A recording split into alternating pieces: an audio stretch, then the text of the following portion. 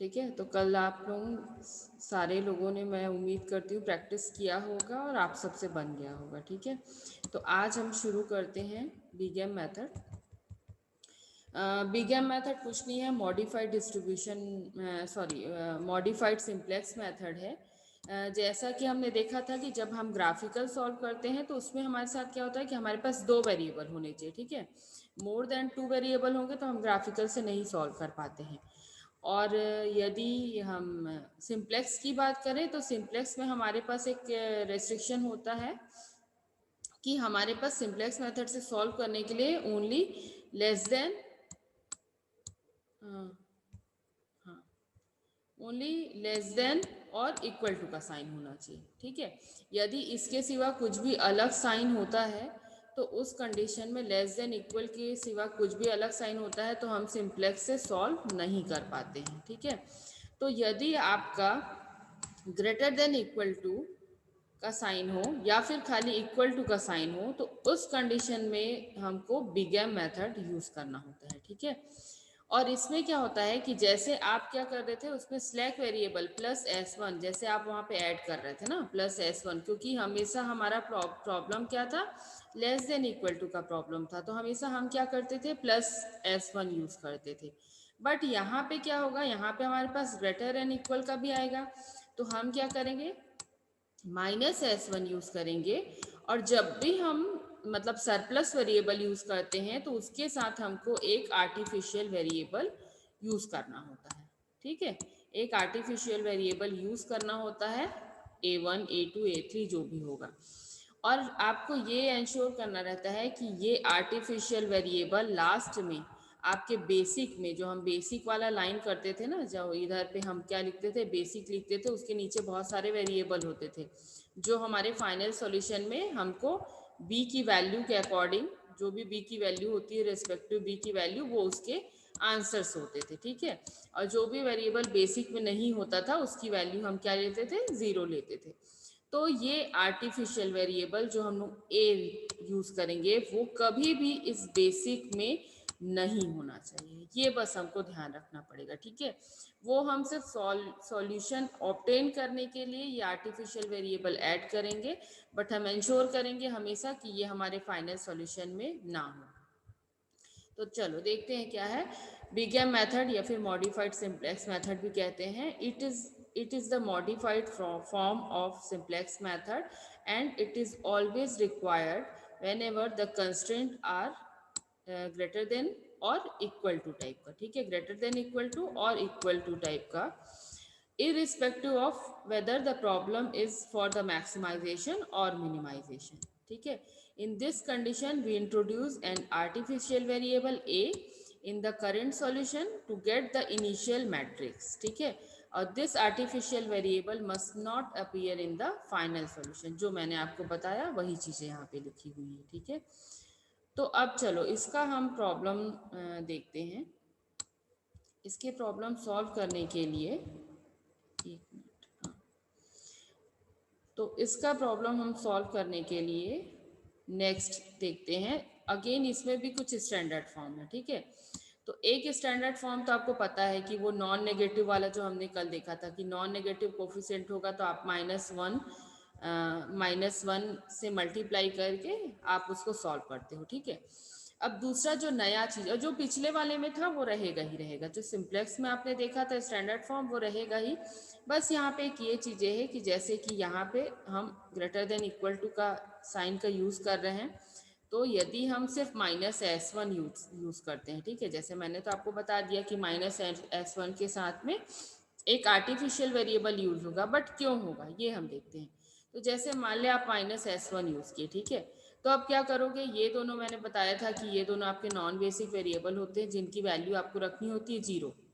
तो आप ये 0 रखे x1 तो ये आपका कैंसिल हो गया, x2 0 रखे तो आपका ये कैंसिल हो गया। ठीक है, तो S1 की वैल्यू का क्या आ गई, S1 की वैल्यू है -50 आ गई। ठीक है, और आपको पता होगा कि हम हर जगह पे लिख रहे हैं कि हमारे जो x i j s जो भी वेरिएबल हमने यूज किया है, x वेरिएबल यूज किया है या फिर s वेरिएबल यूज किया है, ठीक है, वो हमेशा ग्रेटर देन इक्वल टू 0 होते हैं।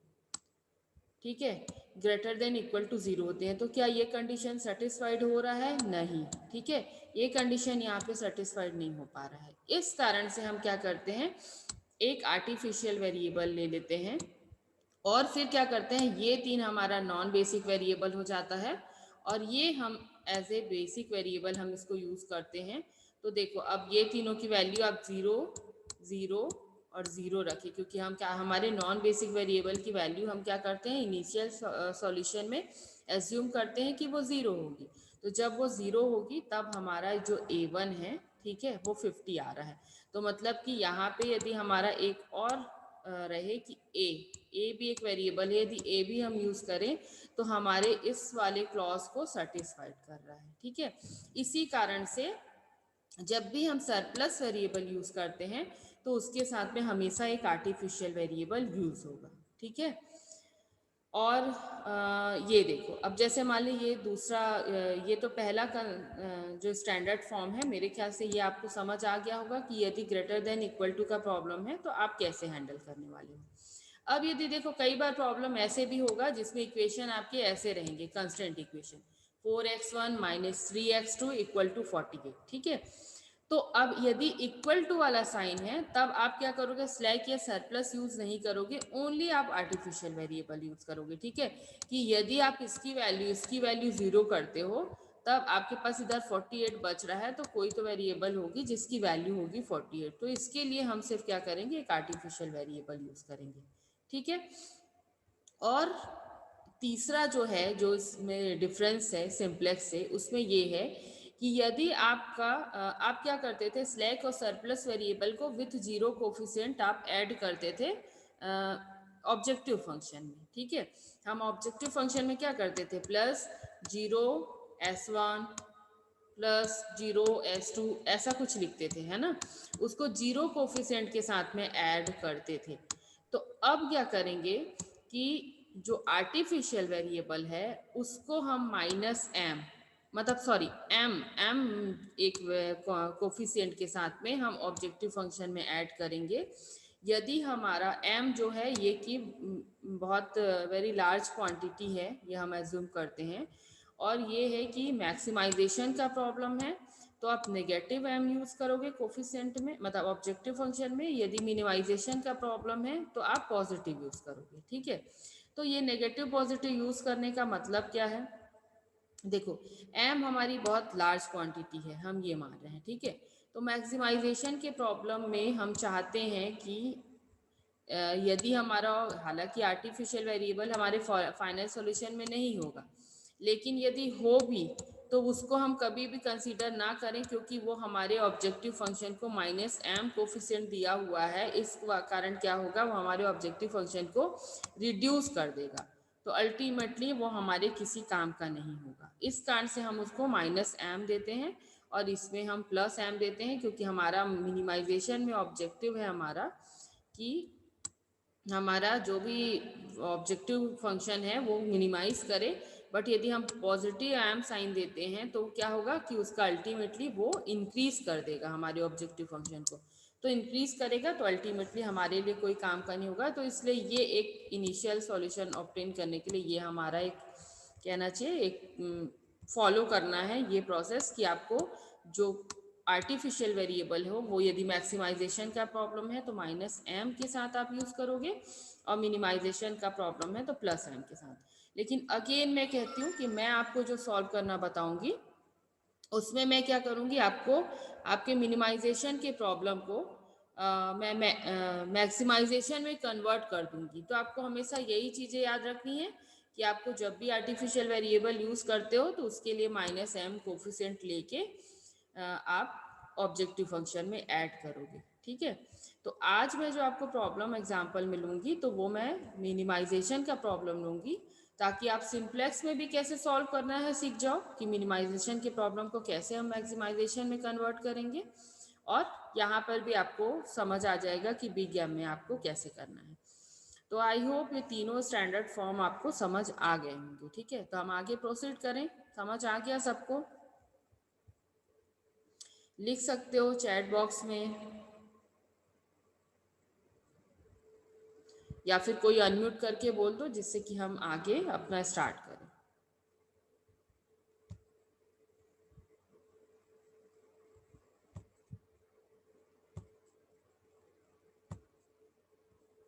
सारे लोग पहले कैमरे ऑन तो करो तुम लोग एक बार।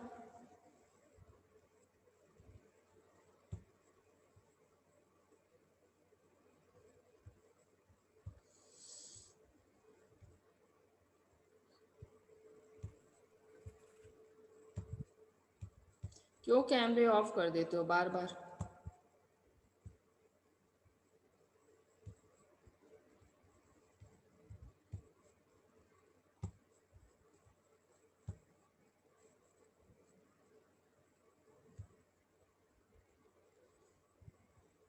चलो अब आगे देखते हैं, ठीक है।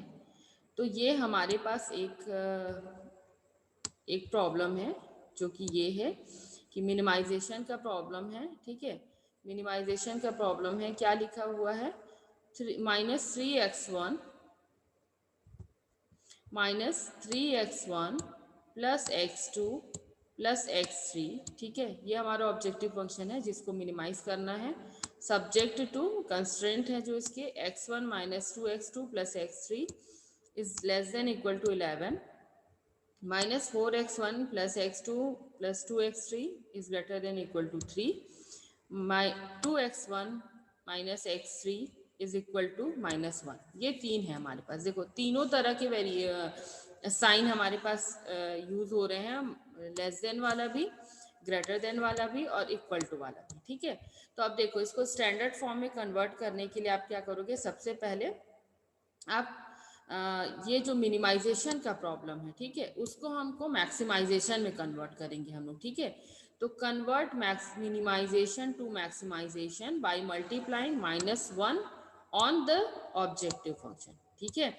तो जब आप ऑब्जेक्टिव फंक्शन में मिनिमाइजेशन की ऑब्जेक्टिव फंक्शन में -1 मल्टीप्लाई करोगे, ठीक है, -1 मल्टीप्लाई करोगे, तब आपका क्या हो जाता है, वो प्रॉब्लम मैक्सिमाइजेशन में कन्वर्ट हो जाता है। देन सॉल्व करने का प्रोसेस जो आपने लास्ट वाली क्लास में सीखा वो सेम रहता है, ठीक है। तो यहाँ पे देखो मैक्स जेड लिख दिया मैंने, 3x1 -x2 -x3, ये बन गया, ठीक है। अब हमारा पहला कंस्टेंट इक्वेशन क्या है, तो इसमें क्या करेंगे हम, सिंपल एक स्लैक वेरिएबल ऐड कर देंगे, तो +s1। जहाँ +s1 के तो आप क्या करोगे, जीरो कोफिशिएंट के साथ आप यहाँ पे ऐड कर दोगे ऑब्जेक्टिव फंक्शन में, ठीक है। सेकेंड इक्वेशन आपका क्या है, -4x1 plus x2 plus 2x3, ठीक है, प्लस 2x3। और यहाँ पे क्या कर रहे हो कि आप यहाँ पे इस वाले इक्वेशन में आप सरप्लस वेरिएबल यूज कर रहे हो। तो मैंने अभी बताया कि जब भी आप सरप्लस वेरिएबल यूज करो तो उसके साथ में आपको एक आर्टिफिशियल वेरिएबल यूज करना पड़ेगा, ठीक है। तो यहाँ पे आपने आर्टिफिशियल वेरिएबल यूज किया, तो क्या हो गया, -s1 plus a1 equal to 3, ठीक है। फिर मैंने क्या बताया, जो भी आप वेरिएबल यूज कर रहे हो, यदि स्लैक सरप्लस है तो जीरो कोफिशिएंट के साथ, और ये आर्टिफिशियल वेरिएबल, क्योंकि अब ये प्रॉब्लम बन गया है हमारा मैक्सिमाइजेशन, और हमने देखा कि मैक्सिमाइजेशन में विथ नेगेटिव एम कोफिशिएंट के साथ में आप इसको यूज करोगे, ठीक है, आप इसको ऑब्जेक्टिव फंक्शन में ऐड करोगे, ठीक है। अब देखो,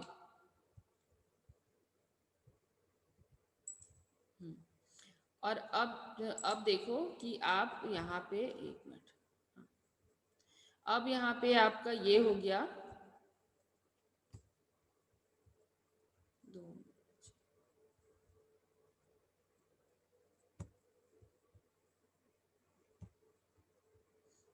अब जो थर्ड आपके पास इक्वेशन बची, थर्ड आपका क्या है, पहला चीज में देखो, ये इस साइड पे -1 है, ठीक है। तो आपको पता है कि कभी भी आपकी सोर्स वैल्यू नेगेटिव नहीं होनी चाहिए। तब आप क्या करोगे, पहले तो इसको -1 से आप मल्टीप्लाई कर दो, ठीक है। एक तो काम ये करोगे कि आप -1 से मल्टीप्लाई करोगे, और दूसरा काम ये करोगे कि इसमें a2 ऐड करोगे, क्योंकि a1 हम ऐड कर चुके हैं, तो नेक्स्ट वेरिएबल होगा वो a2 ऐड करोगे। तो इसीलिए देखो, अब -1 से मल्टीप्लाई किए तो क्या बन गया, -2x1, जो कि यहाँ पे 2x1 था, ठीक है। -1 से मल्टीप्लाई किए, -2x1 plus x3 plus a2, क्योंकि हमने पहला A1 यूज कर, सॉरी ये वाला भी मेरा S2 होगा ना बच्चे, ये आप सुधार लेना, ये S2 होगा +1, ठीक है। तो ये आपका हो गया सारा स्टैंडर्ड फॉर्म में कन्वर्ट, ठीक है। अब सारा स्टैंडर्ड फॉर्म में कन्वर्ट हो गया तो आपको अगेन नेक्स्ट स्टेप में क्या करना है, वही जो सिंप्लेक्स टेबल हम बनाते थे, ठीक है। सिंप्लेक्स टेबल जो हम बनाते थे, यहाँ पे क्या लिखते थे हम, बेसिस लिखते थे, ठीक है। इसके बाजू में हम CV लिखते थे। कोफिशिएंट को मैंने एक एग्जांपल में बताया था कि कोफिशिएंट ऑफ ऑब्जेक्टिव फंक्शन को यहाँ पे आप लिख दो, ठीक है। और यहाँ पे आपको बेसिक वेरिएबल चूज करने होते हैं कि आपको कितने number of basic variable use करने हैं। तो हमने देखा था कि जितने नंबर ऑफ हमारे कंस्ट्रेंट होते हैं उतना ही हमको बेसिक वेरिएबल यूज करना होता है। तो हमारे पास यहाँ 3 इक्वेशन है, 3 कंस्ट्रेंट है, तो तीनों कंस्ट्रेंट से एक एक वेरिएबल हमको as a basic variable use करना है, ठीक है। तो बेसिक वेरिएबल पहला हम लोग S1 ले लेंगे, ठीक है। दूसरा हमारा A1 हो जाएगा, तीसरा हमारा A2 हो जाएगा, ठीक है। और आपको पता है कि जो नॉन बेसिक वेरिएबल होती है उसकी वैल्यू हम 0 लेते हैं, तो इसकी वैल्यू 0 ले लेंगे, इसकी वैल्यू 0 ले लेंगे, ये वैल्यू 0 हो जाएगी। और इवन ये जो स्लैक सरप्लस वेरिएबल है S2, ठीक है, S2 होना चाहिए, उसकी वैल्यू भी आपकी 0 हो जाएगी। तो आपके पास इन तीनों की, ये तीनों के हेल्प से हमको इनिशियल सॉल्यूशन मिलेगा, ठीक है। तो अब देखो अब वो टेबल कैसे बनता है, टेबल हम नेक्स्ट वाले में, और मैं फिर, और आपको पता है ना, फिर यही इक्वेशन को हम यही इक्वेशंस के कोफिशिएंट को हम अपने उस मैट्रिक्स में लिखते चले जाते हैं जो टेबल बनाते हैं। तो ये देखो विजिबल है ना सबको,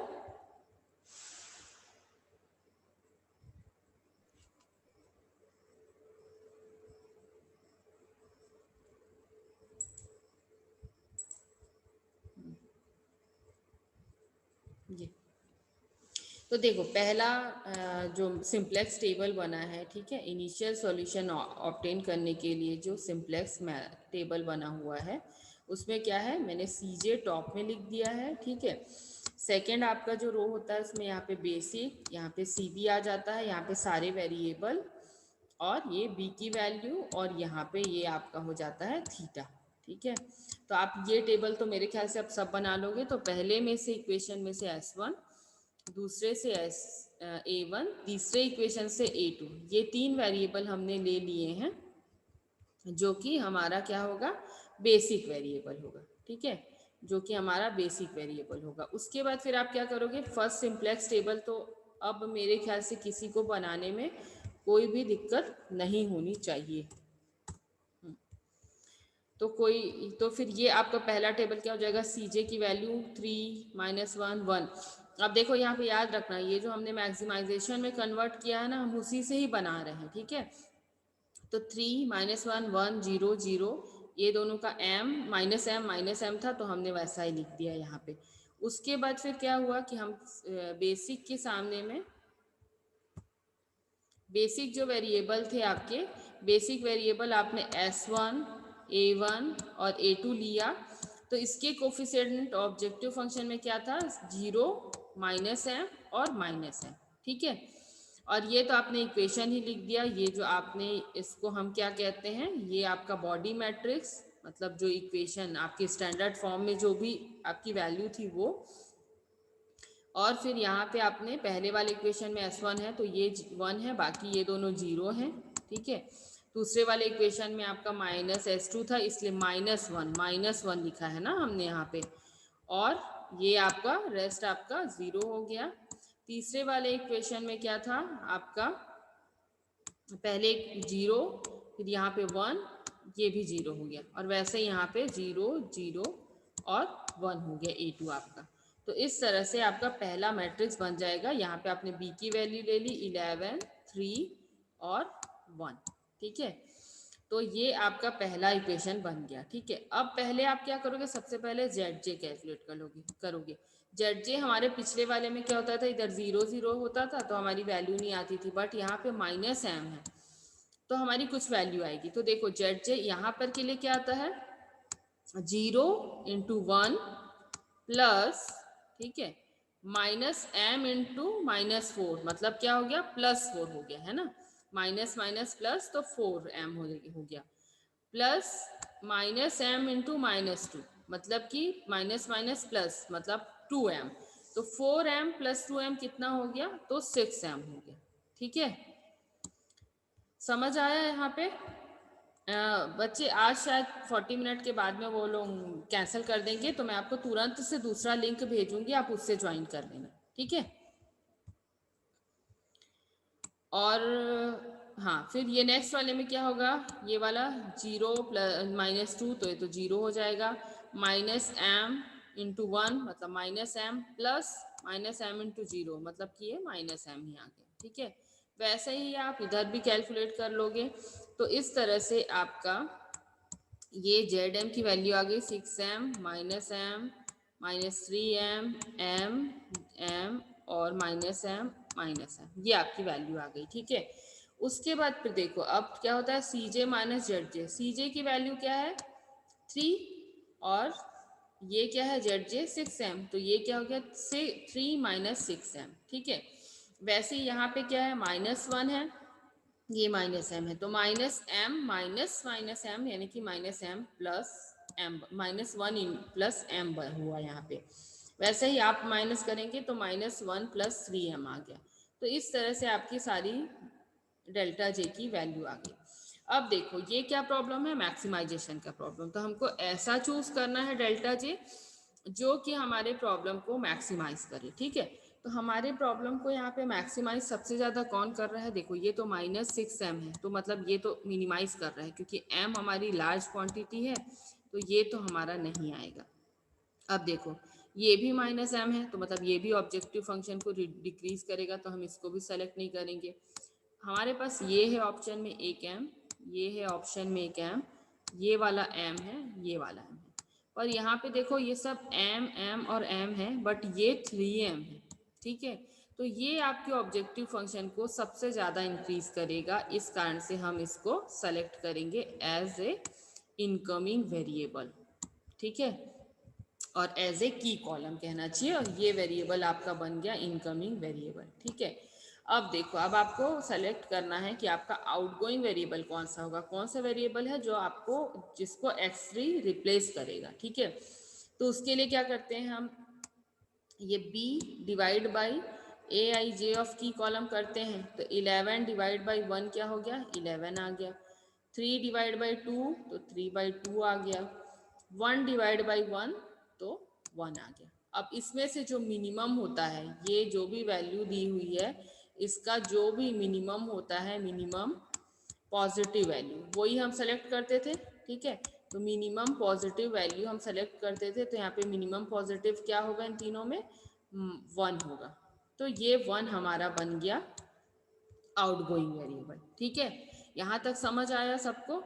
और आपको पता है कि ये दोनों का इंटरसेक्शन जो होता है वो आपका कहलाता है की एलिमेंट, जिसको आपको बनाना होता है यूनिटी या 1, और उसके जो बाकी उस कॉलम के बाकी जो एलिमेंट है उनको बनाना होता है आपको 0।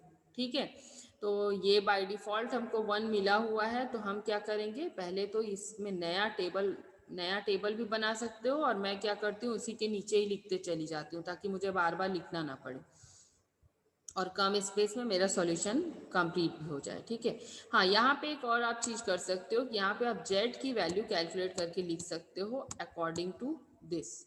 तो यदि इसके अकॉर्डिंग आप z की वैल्यू कैलकुलेट करोगे, तो ये आपका कुछ नेगेटिव में ही कुछ m के टर्म्स में कुछ आपके आंसर आएंगे। ठीक है, तो वो आप कैलकुलेट कर लेना ये वैल्यू को आप अपने ऑब्जेक्टिव फंक्शन में पुट करके। ठीक है, अब देखो नेक्स्ट टेबल क्या बनेगा, ये S1 तो ऐसे ही रहेगा, ये A1 वैसे ही रहेगा। अब ये हो गया X2 हो जाएगा, जो कि पहले हमारा था A2, क्योंकि हमारा सॉरी X2 लिख दी हूँ मैं, X3 होना चाहिए, है ना, ये X3 होना चाहिए, ये आपका X3 हो जाएगा, क्योंकि ये X3 हमारा बना है इनकमिंग वेरिएबल, और ये आपका A2 रिप्लेस हो जाएगा। तो देखो जैसे पिछले बार वाली प्रॉब्लम में क्या होता था कि हम लोग जैसे इसको कैलकुलेट करते थे कि या इसको 1 बनाते थे, तो ये ऑलरेडी 1 दिया हुआ है, तो मैं सेम जैसा ऊपर वाले टेबल में वही मैं नोट डाउन कर ली हूँ। ठीक है,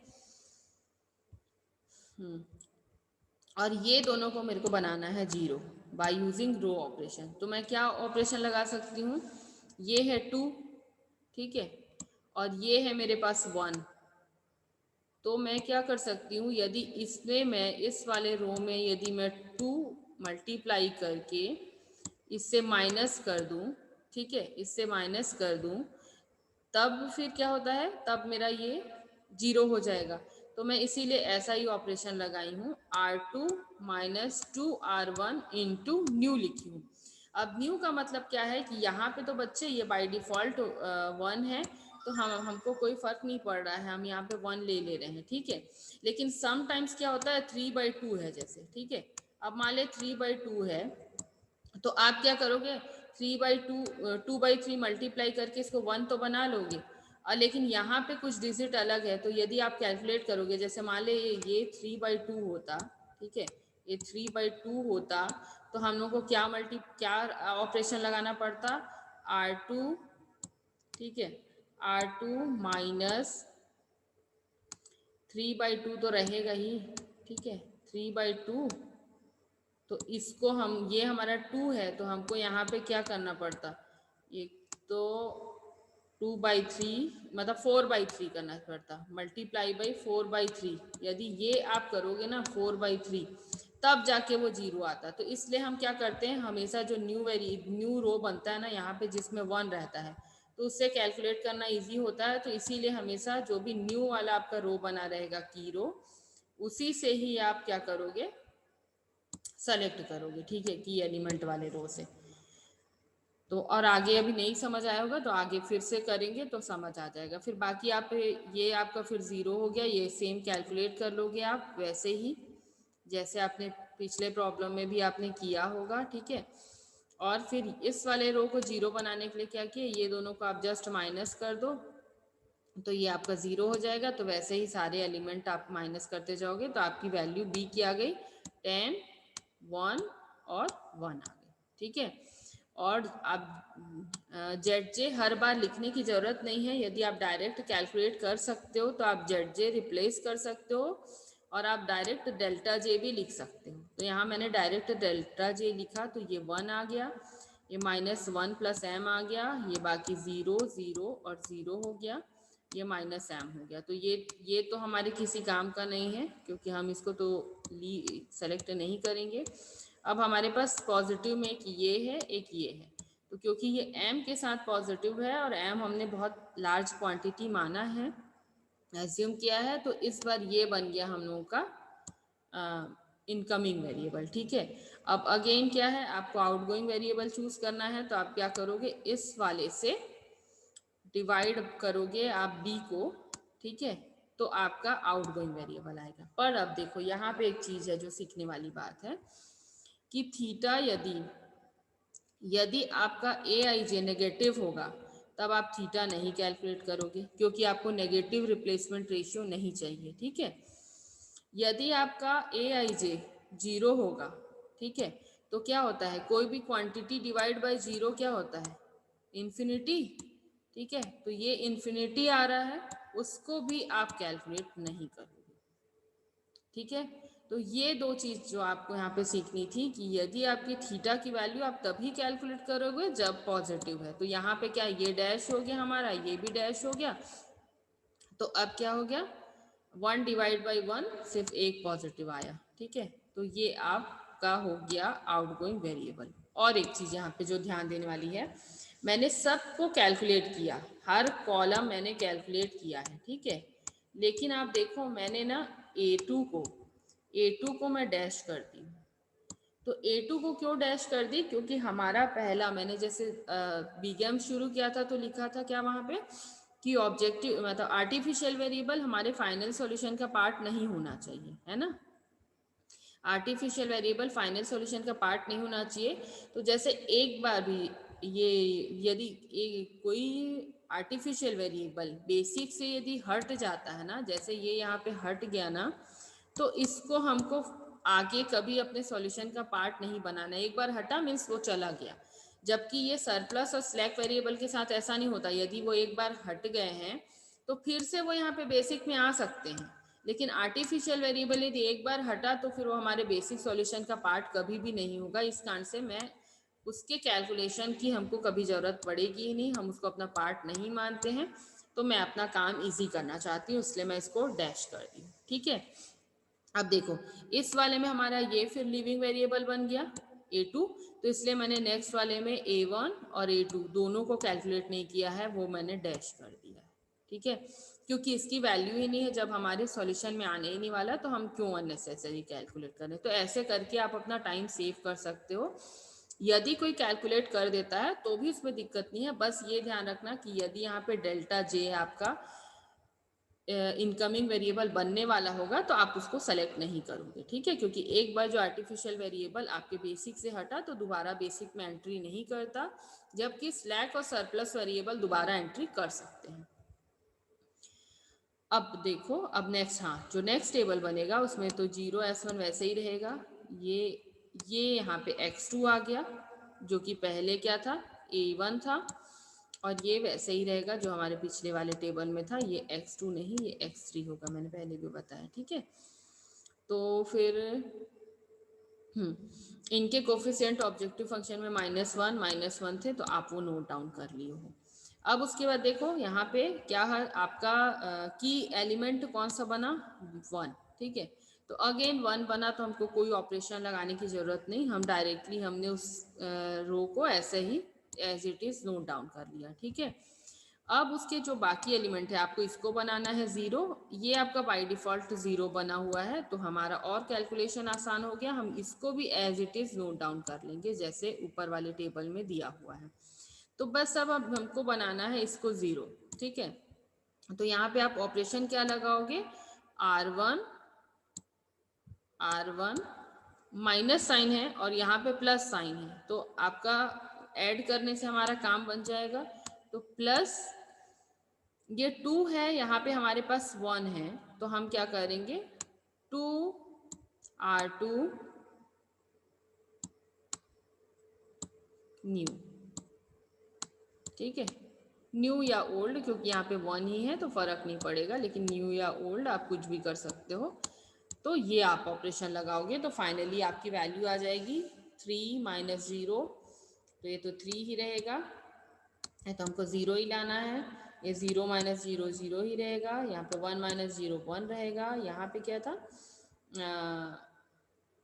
हाँ 0 माइनस,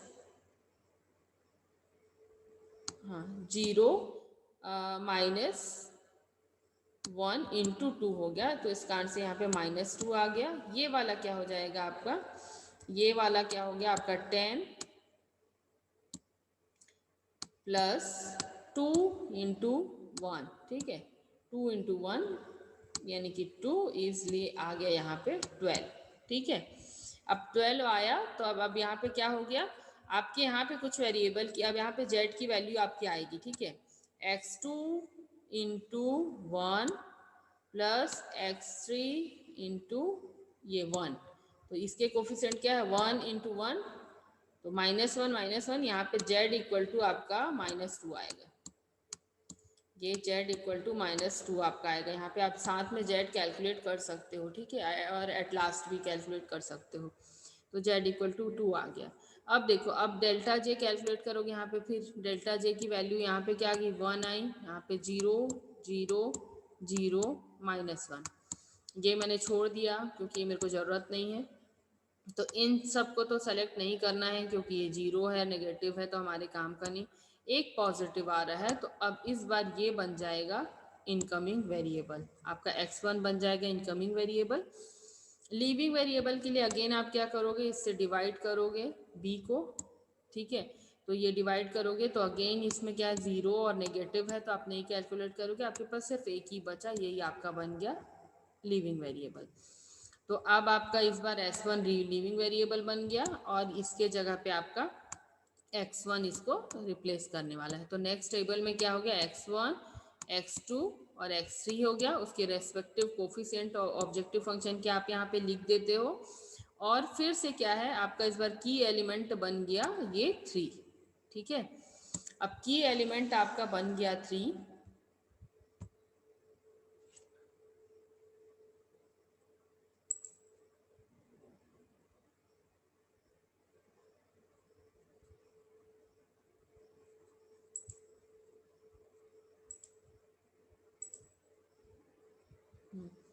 की एलिमेंट आपका बन गया है 3, तब आप फिर क्या करोगे, पहला जो आप ऑपरेशन लगाओगे वो आपका ऑपरेशन होगा R1 डिवाइड बाई 3, ठीक है, R1 डिवाइड बाई 3 करोगे, तो R1 डिवाइड बाई 3 करोगे तो ये 1 हो गया, ये 0, ये 0, ये आपका 1/3 हो गया क्योंकि यहाँ 1 था, ये आपका 2/3 -2/3 हो गया क्योंकि यहाँ पे 2 था, ये 12 डिवाइड बाई 3 मतलब कि ये आपका हो गया 4, ठीक है। तो इस तरह से आपका पहला वाला रो ये आ गया, ठीक है। उसके बाद फिर आप देखो, आपको इन दोनों को बनाना है 0, तो ये आपका बाय डिफॉल्ट 0 आपको मिल गया है, तो आपका फिर कैलकुलेशन आसान हो गया, इसको आप एज इट इज नोट कर लोगे, ठीक है। अब जो आपका थर्ड जो बच गया, थर्ड ये है आपको -2, आपको इसको बनाना है 0, ठीक है। तो आप ऑपरेशन क्या लगाओगे, जैसे आपके पास -2 है, ठीक है, मतलब ये क्या हो गया आपका R3 हो गया, और -2 है तो हम प्लस करेंगे तो काम बन जाएगा हमारा, तो प्लस, फिर क्या करो, अब देखो आपके पास एक ये है ऑप्शन, आप इसके साथ भी ऑपरेशन लगा सकते हो या इसके साथ भी लगा सकते हो, बट 3 करोगे तो ज़्यादा कैलकुलेट करना पड़ता है, इसलिए हम क्या करते हैं, हमेशा न्यू वाला को लेते हैं, ठीक है। तो आप क्या करोगे अब, तो आप क्या करोगे, अब आप ये करोगे,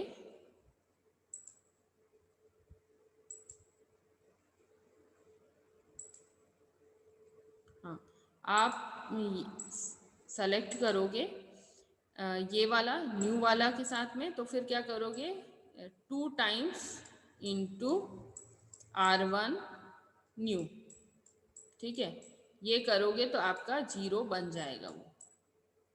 तो हमारा ऑपरेशन क्या हो गया, ये 2 के जगह लिख सकते हैं R3 plus 2 times into R1 new, ठीक है, ये आपका ऑपरेशन लग जाएगा। तो ये ऑपरेशन आप लगा के आप क्या करोगे, ये आपका बन गया 0, ये भी आ जाएगा आपका 0, ठीक है, ये आपका 1, ये 2/3 -4/3, ये आपका आ गया यहाँ पे 9, ठीक है। तो ये आपका एक सॉल्यूशन मिल गया। अब आप क्या करोगे, अब आप कैलकुलेट करोगे फिर से ZJ, ठीक है, और ZJ जब आप कैलकुलेट करोगे तो ZJ आप यहाँ पे देख रहे हो कि आपका क्या 0 0 0 नेगेटिव और नेगेटिव आया। तो यहाँ पर आपको पता है कि मैक्सिमाइजेशन में सब यदि 0 आ गए यानी कि नो लॉस नो प्रॉफिट, और ये क्या कर रहे हैं, ये नेगेटिव वाले आपके ऑब्जेक्टिव फंक्शन को मिनिमाइज कर दे रहे हैं, ठीक है। और हमारा ऑब्जेक्टिव फंक्शन मैक्सिमाइज है, क्यों, क्योंकि हमने प्रॉब्लम को कन्वर्ट कर लिया है, ठीक है, मिनिमाइजेशन को हमने मैक्सिमाइजेशन में कन्वर्ट कर लिया और हम सॉल्व करेंगे मैक्सिमाइजेशन के लिए। तो यहाँ पे हमारे देखो ऑप्टिमैलिटी वाली कंडीशन हमको मिल चुकी है, ठीक है। तो यहाँ पे जो वैल्यू होगी, आप x1 की वैल्यू आपकी 4 होगी, x2 की वैल्यू आपकी 1 होगी और x3 की वैल्यू आपकी 9 होगी, ठीक है। तो x1 equal to 4, x2 equal to 1 और x3 इक्वल टू 9, ये 3 वैल्यू आपको मिल गई है। तो अब आप क्या करोगे, इसके लिए आप ऑब्जेक्टिव फंक्शन इसके लिए मेन आप मतलब z की वैल्यू फाइंड आउट करोगे। तो ये वैल्यू मिलने के बाद क्या करोगे, z की वैल्यू को, अब जो ओरिजिनल प्रॉब्लम दिया था, जो मिनिमाइजेशन का प्रॉब्लम दिया था, जो कि हमको दिया था -3x1 + x2 + x3, वहां पे आप इन वैल्यू को रखोगे तो जो आंसर आएगा वही आपका z का वैल्यू होगा। तो यहाँ पे जब आप इस वैल्यू को रखोगे तो यहाँ पे याद रखना कि यहाँ पे जेड मीन मतलब जो आपका ओरिजिनल प्रॉब्लम दिया था मिनिमाइजेशन का, आपको उसमें वैल्यू पुट करना है, ना कि जेड मैक्स जो हमने अपनी सहूलियत के लिए, हमने अपने इजीनेस के लिए जो हमने बनाया था जेड मैक्स, उसमें नहीं करना है आपको, ठीक है। तो अब यहाँ से आपको क्या समझ आता है कि यदि आपका कोई भी प्रॉब्लम मिनिमाइजेशन का दिया है तो उसमें -1 मल्टीप्लाई करके आप मैक्सिमाइजेशन में कन्वर्ट करो, सारा सॉल्व करो, और जो लास्ट में जो आंसर आएगा ऑप्टिमल कंडीशन आने के बाद जो आपका लास्ट में आंसर आएगा उसको आपको ओरिजिनल गिवन वाले प्रॉब्लम में रखना है बस, ठीक है। तो इसीलिए मैंने आपको इतने जगह पे मैंने लिखा जरूर है कि मिनिमाइजेशन के प्रॉब्लम को ऐसे सॉल्व करते हैं, उसके ऑप्टिमल कंडीशन ऐसे चेक करते हैं, बट आपको उसकी कोई ज़रूरत नहीं है, आप सब प्रॉब्लम को मैक्सिमाइजेशन में कन्वर्ट करके सॉल्व कर सकते हो, ठीक है। तो ये हो गया आपका optimal solution since all the delta z are zero और नेगेटिव। सो आपको ऑप्टिमल कंडीशन मिल गया और ये आपके फाइनल सॉल्यूशन हो गए। यहाँ पे आपके जेड की वैल्यू भी आ गई है, ठीक है। तो अब बताओ किसी को कुछ डाउट है या नहीं समझ आया है, तो फिर मैं बताती हूँ आपको, रिपीट करती हूँ। किसी को कुछ डाउट?